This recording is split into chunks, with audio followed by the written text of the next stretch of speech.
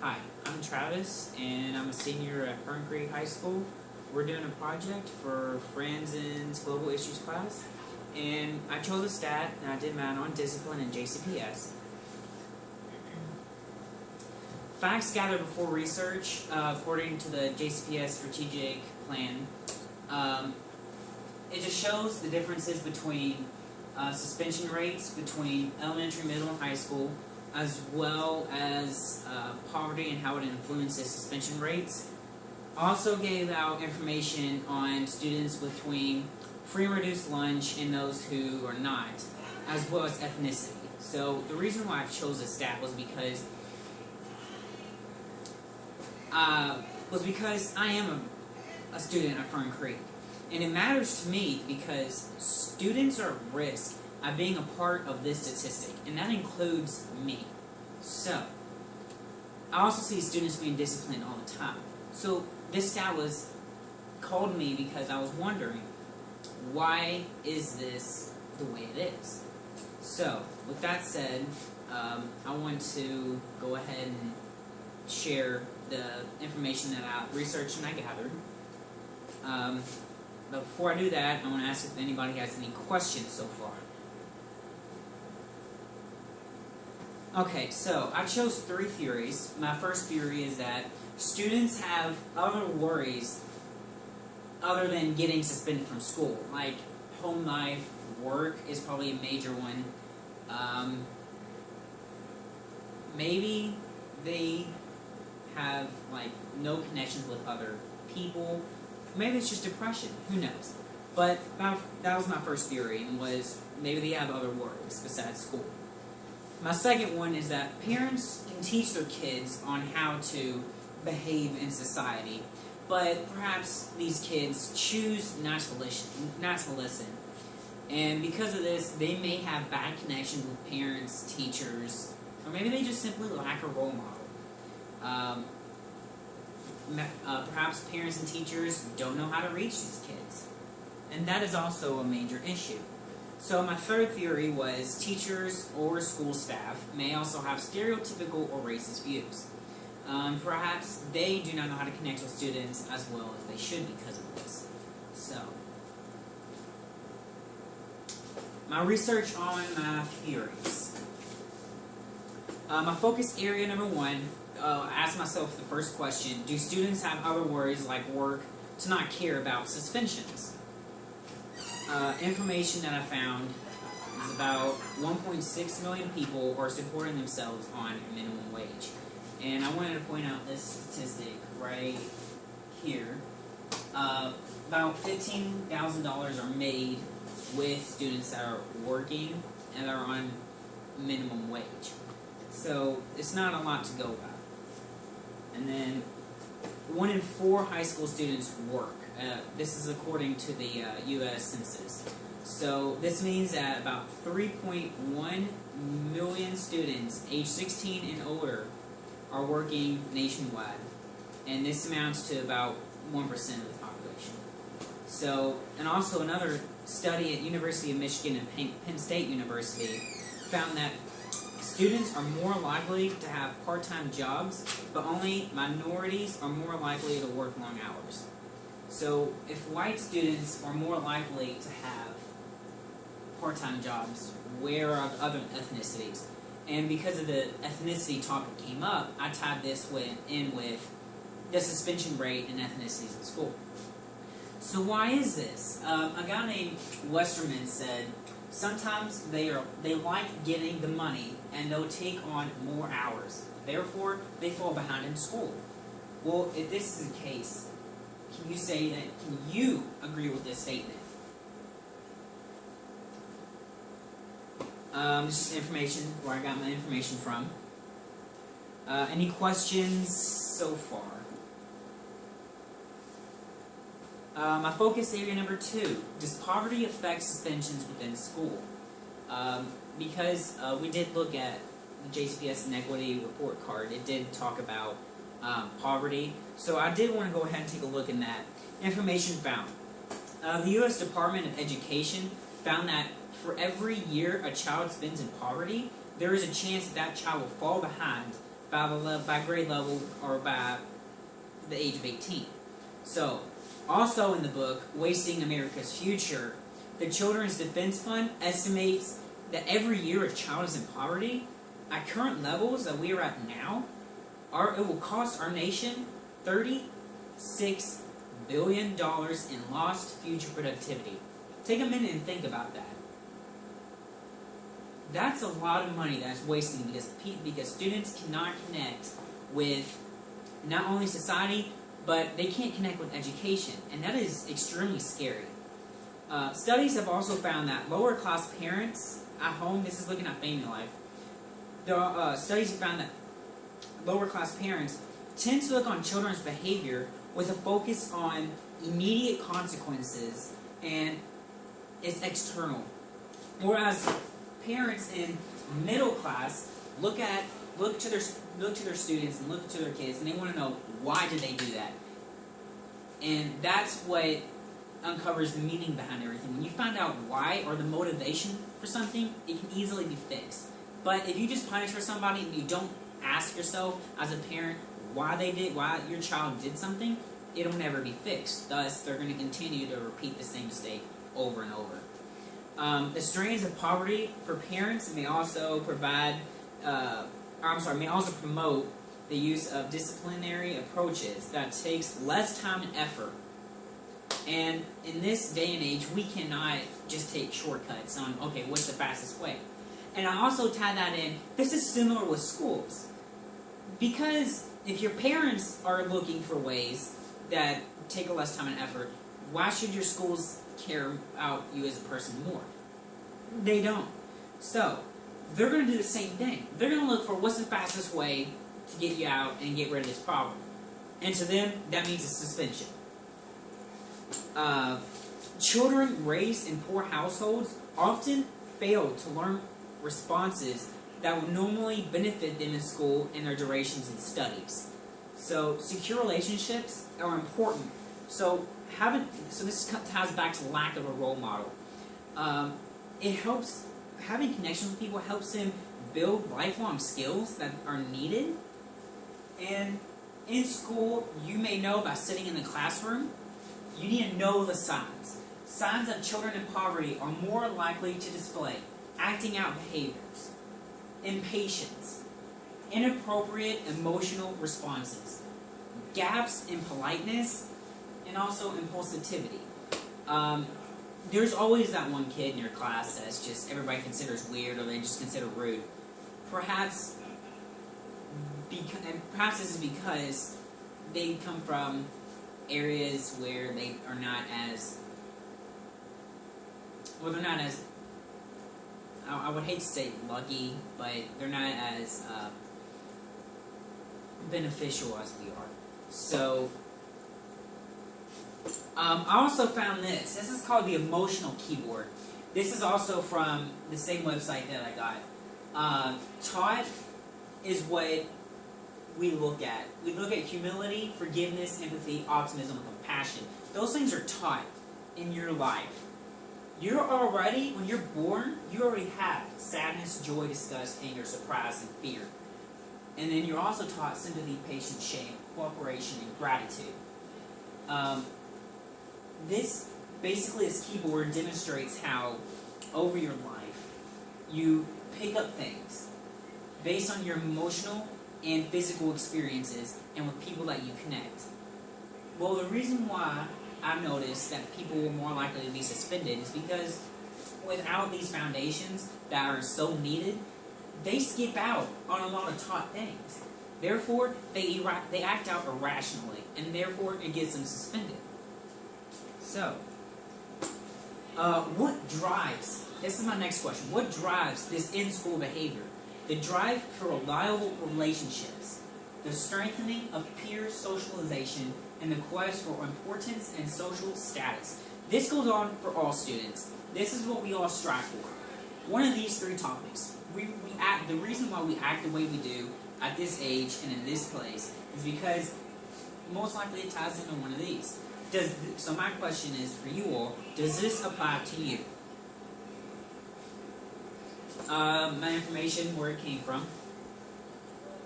Do we have any other questions this far? My focus area number 3. Do teachers and staff have stereotypical or racist views? Because information found, discriminatory practices may stem from long-standing social conditioning involving negative images of black men or any other type of ethnicity. Because we are born and we're raised in different families, some families still have those stereotypical and or racist views. So we are all raised differently. Not that these cultural lenses can change. Of course they can. But if somebody's really hardwired to what they believe in, it's hard for those changes. So, especially teachers in our age, they were raised in a different way than we were. So, like I said, they can carry those views. Another example is the media's influence in shaping thoughts around black, Asian, and other minority ethnic communities. The media plays an important role in what goes on in our lives. And because we see those every single day of our lives, you can't help but to notice that you're influenced by those cultural perspectives. So, like for example, every night that I watch the news, and there's a shooting, or there's a crime committed, there's a robbery, my parents automatically say, I bet that was a black person. Sure enough, next thing, they show the image and it's a black person. Is that necessarily racist? Is it stereotypical? Perhaps. But is it the truth? That's something that, not my topic, but that's something else that can be debated over some other time in the future. That's where I got that from. Have any other questions this far? My solutions that I came up with. Solution 1. I said we need to make centers within the schools to meet with those students who are suspended. They need, and that also ties in with number 2, get those students a mentor to meet with daily. Those students need guidance. They need a role model, because most likely if you don't have a role model and you don't have someone to look forward to, you can't share your problems and that stress builds up. And oftentimes that stress is acted out through the signs that I showed you earlier. And that's what gets them suspended. So, my third solution was decrease suspensions and make new forms of in-school punishment, which is also another good solution. By far, out of all solutions, I chose solution 3, decrease suspensions and make new forms of in-school punishments. The reason why is because suspensions do not do anybody any good. Teachers and or staff at your local high school, middle school, or elementary school are looking for the cheapest and easiest way out to dealing with these students. And that is not beneficial for the student and or society. So, how am I going to do this? I'm going to do it step by step. I'm going to discuss with teachers in school about family life and how it impacts students. So that way, their cultural perspectives can change. That way, they know if they are to be racist or stereotypical, they can have that. They can at least have some sympathy for what those students are going through.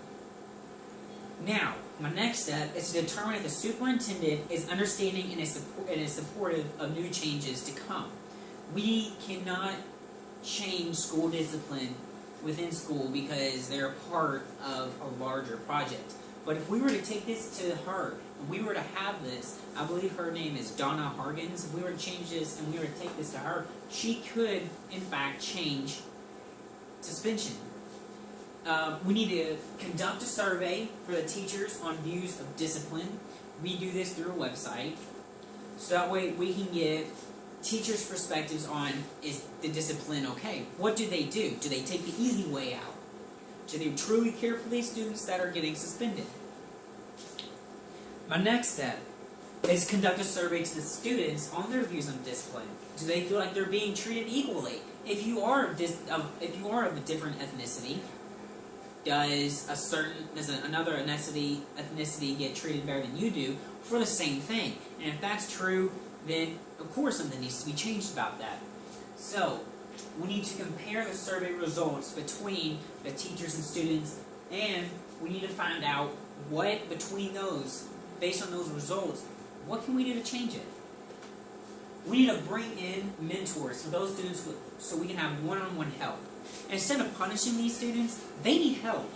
These students need not only a role model, but they need friendship, they need connection, and they also need support. What's going on at home, they're also bringing it in to school, and I believe most likely that's the reason why they're acting out the way that they are. We need to create a new punishment that will train students to properly behave, because this will benefit them as a single person. If you give them a suspension, they don't learn anything.